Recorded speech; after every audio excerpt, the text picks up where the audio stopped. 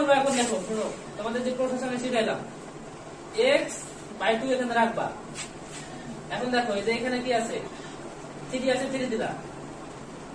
সমাধান বাম পাশে +1 আছে না, ডান পাশে পাঠিয়ে দিবা, তাহলে হবে কি -1। এখন দেখো x/2 এখানে থাকলো, 3 - 1 কি -2, -2 না, না স্যার 2 +2 হবে তো।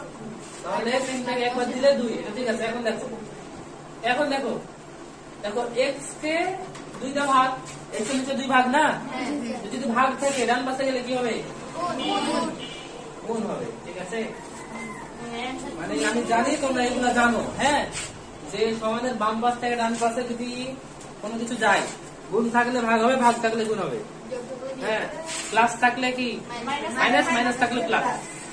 এইগুলা মানে সহজ জিনিস। তাহলে এখন দেখো, তাহলে x সমান কি 2 × 2 কত 4,